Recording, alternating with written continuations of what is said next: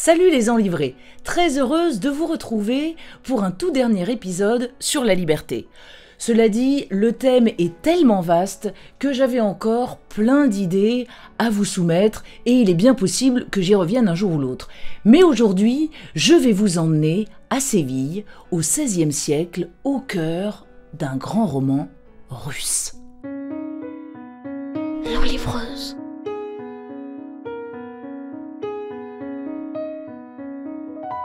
Fyodor Mikhailovitch Dostoïevski.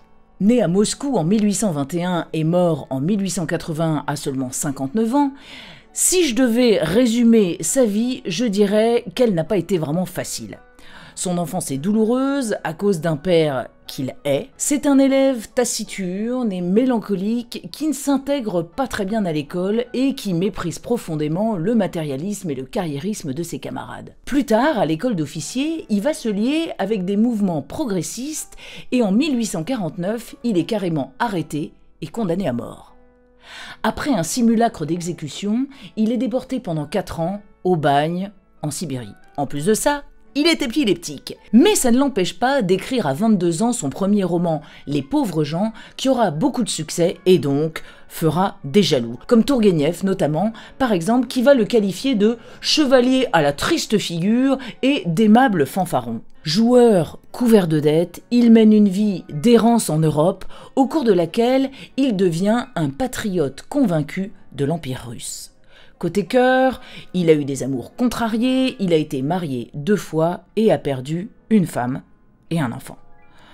Vous comprenez mieux le côté vie pas facile ? Ces romans sont parfois qualifiés de métaphysiques parce qu'ils posent les grandes questions et cheminent sur différents thèmes de la condition humaine. Les plus connus sont Crime et Châtiment, L'idiot, Les démons et bien sûr les frères Karamazov en 1880, son apogée. Le roman synthétise ces 2 plus grands thèmes de réflexion, à savoir la force irrationnelle de la passion et l'existence de Dieu. Dans l'extrait que je vais vous lire, nous sommes donc, comme je vous le disais, au temps de l'Inquisition espagnole et voici que revient sur terre, Jésus-Christ, qui veut venir voir de plus près cet épisode de l'histoire qui lui semble pas très conforme à ses enseignements. Le grand inquisiteur que je vais vous lire maintenant est un récit qui est contenu à l'intérieur du roman,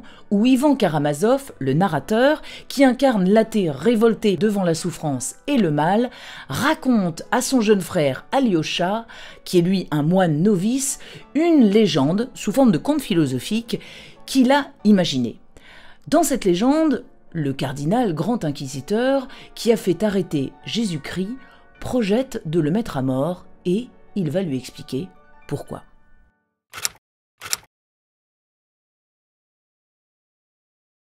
Pourquoi es-tu venu nous déranger ? Car tu nous déranges, tu le sais bien. As-tu le droit de nous révéler ne fût-ce qu'un seul des secrets du monde d'où tu viens ? Et sans attendre la réponse, il ajoute aussitôt « Non, tu n'en as pas le droit. Tu ne dois rien ajouter à ce qui a été dit dans le passé afin de ne pas priver les hommes de cette liberté que tu prisais si haut au temps où tu vécus sur la terre. Toute révélation nouvelle que tu apporterais constituerait une atteinte à la liberté de la foi car elle paraîtrait miraculeuse. Or, tu jugeais il y a 15 siècles qu'il était essentiel d'assurer la liberté de la foi. Tu veux aller vers les hommes et tu vas vers eux les mains vides, avec seulement la promesse d'une liberté qu'ils sont incapables de comprendre dans leur simplicité et leur indignité native, dont ils ont peur par surcroît, car il n'y a jamais eu d'état plus intolérable aux hommes et à la société que la liberté. Vois-tu ces pierres dans le désert aride et brûlant ? Change-les en pain. Et l'humanité accourra vers toi, tel un troupeau affamé. Elle te sera reconnaissante et soumise, mais tremblera sans cesse de te voir retirer tes mains et d'être privé de pain. Mais tu n'as pas voulu priver l'homme de la liberté, et tu as rejeté l'offre, en te disant qu'il n'y aurait plus de vraie liberté là où l'obéissance s'achèterait par le pain. Tu as répondu que l'homme ne vit pas de pain seulement. Ils finiront par jeter leur liberté à nos pieds en nous disant « Asservissez-nous, mais nourrissez-nous ». Ils comprendront eux-mêmes que la liberté n'est pas compatible avec le pain terrestre et ne leur permet pas d'en avoir chacun à suffisance, car jamais ils ne parviendront à le partager équitablement. Mais qu'est-il arrivé? Au lieu de te rendre maître de la liberté humaine, tu as voulu l'accroître encore? As-tu donc oublié que l'homme attache plus de prix à la tranquillité de son âme et même à la mort qu'à la faculté du libre choix dans la connaissance du bien et du mal? Rien de plus séduisant à première vue que la liberté de conscience, mais rien n'est plus torturant en réalité. Au lieu de maîtriser la liberté humaine, tu l'as amplifiée, et tu as multiplié ainsi à l'infini les tourments qu'elle engendre dans l'âme des hommes. Sous notre houlette, par contre, les hommes seront heureux et renonceront à se révolter. Ils ne s'extermineront plus comme ils le font aujourd'hui partout à la faveur de la liberté que tu leur as léguée.